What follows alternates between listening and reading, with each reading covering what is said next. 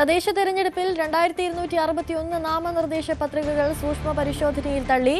98,451 സ്ഥാനാർത്ഥികളാണുള്ളത്. നാളെ വൈകിട്ട് വരെ നാമനിർദ്ദേശ പത്രിക പിൻവലിക്കാനുള്ള അവസരമാണ്.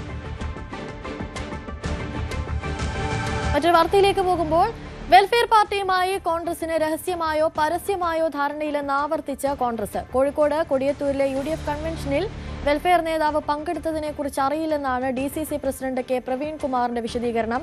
ഇക്കാര്യം പരിശോധിക്കുമെന്നും പ്രവീൺകുമാർ പറഞ്ഞു. തെരഞ്ഞെടുപ്പ് നാമനിർദ്ദേശ പത്രികാ സമർപ്പണം കഴിഞ്ഞിരിക്കുന്നു. സൂക്ഷ്മ പരിശോധനയും കഴിഞ്ഞു. UDFന്റെ കൺവെൻഷനും പൂർത്തിയായി. പൂർണ്ണ തോതിലുള്ള പ്രചാരണ പ്രവർത്തനങ്ങളിലേക്ക് UDF കോഴിക്കോട് കോർപ്പറേഷൻ കടക്കുകയാണ്. നമുക്കൊപ്പം ജില്ലാ കോൺഗ്രസ് കമ്മിറ്റി അധ്യക്ഷൻ കെ പ്രവീൺകുമാറുണ്ട്. സൂക്ഷ്മ പരിശോധന കഴിഞ്ഞിരിക്കുന്നു. VMനുവിന് വോട്ടില്ലാത്തത് വലിയ വിവാദമായി മാറിയിരുന്നു. എങ്ങനെയുണ്ട് പത്രികാ സമർപ്പണത്തിന്റെ സൂക്ഷ്മ പരിശോധന? വിശ്വാസി ഒരിക്കലേ പാമ്പ് കടിക്കുള്ളൂ.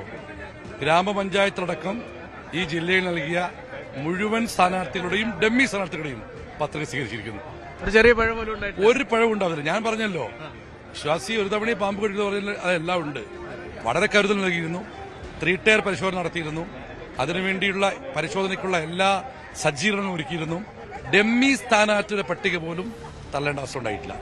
അപ്പൊ ഇനി ഒരിക്കലും ഇത്തരത്തിലെ മേൽനോട്ടപ്പിഴവ് ഇനിയും ജില്ലയിൽ ഉണ്ടാവില്ല. ഞാൻ പറഞ്ഞല്ലോ, it is A lesson, it was A lesson. അതൊരിക്കലും ഉണ്ടാവില്ല. അതൊരു മേൽനോട്ടപ്പിഴവെന്നല്ല, അതൊരു വിശ്വാസമായിരുന്നു.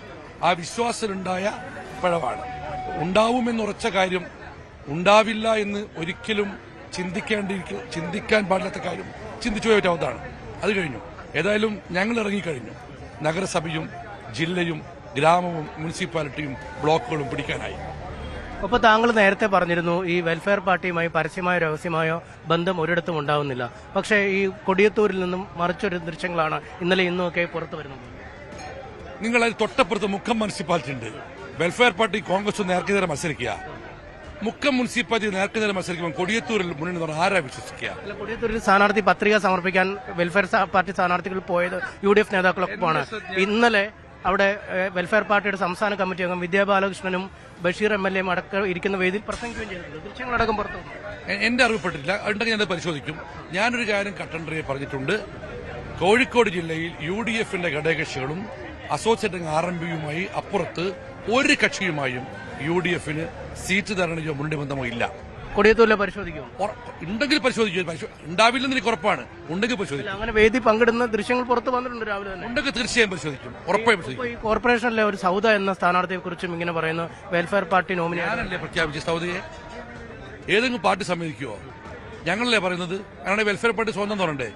UDF സ്വതന്ത്ര സ്ഥാനത്തെ പ്രഖ്യാപിച്ചത് ഞാനാണ്. പിന്നെ ഇങ്ങനെ വെൽഫെയർ പാർട്ടി സ്വതന്ത്രമായി പ്രഖ്യാപിക്കാൻ സാഹചര്യമല്ലോ? അത് അവിടുത്തെ ജയിക്കാനുള്ള സാഹചര്യം കിടത്തും. UDF സ്ഥാനാർത്ഥിയാണ്. ഞാൻ ഇവിടെ വന്നല്ലോ. ഞാൻ പ്രഖ്യാപിച്ചു. ഇവിടുന്ന് പ്രഖ്യാപിച്ചല്ലോ. DCC പ്രസിഡന്റ് പ്രഖ്യാപിച്ച UDF സ്വന്തം സ്ഥാനാർത്ഥി എങ്ങനെയാ വെൽഫെയർ സ്ഥാനാർത്ഥി? നിങ്ങൾ അങ്ങനെയൊന്നും ദയവായി അങ്ങനെയൊന്നും സൃഷ്ടിക്കരുത്. ഇത് ഞങ്ങളുടെ സ്വന്തം സ്ഥാനാർത്ഥി. നിലവിൽ വന്നിരിക്കുന്നത് പരിശോധിക്കും. നിലവിലുണ്ടെങ്കിൽ പരിശോധിക്കും. ഞാൻ അന്വേഷിക്കട്ടെ. എന്തായാലും ഓക്കെ. എന്തായാലും അദ്ദേഹം ഇപ്പോഴും പറയുന്നത് പരസ്യമായോ രഹസ്യമായോ ഒരു ബന്ധവും വെൽഫെയർ പാർട്ടിയുമായില്ല. കൊടിയത്തൂരിലെ സാഹചര്യം പ്രത്യേകമായി പരിശോധിക്കുമെന്നും അദ്ദേഹം പറയുന്നു.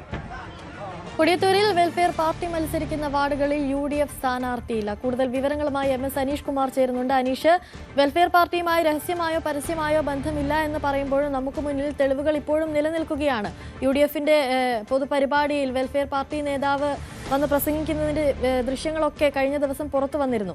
അങ്ങനെയെങ്കിൽ അത് UDFനെ വളരെയധികം പ്രതികൂലമായി ആയിരിക്കില്ലേ തെരഞ്ഞെടുപ്പിൽ ബാധിക്കുക? അതുപോലെ തന്നെ ഇപ്പോൾ വെൽഫെയർ പാർട്ടി മത്സരിക്കുന്ന വാർഡുകളിൽ UDF സ്ഥാനാർത്ഥി ഇല്ല എന്നുള്ളതും സംശയത്തിന്റെ ആക്കം കൂട്ടുകയല്ലേ?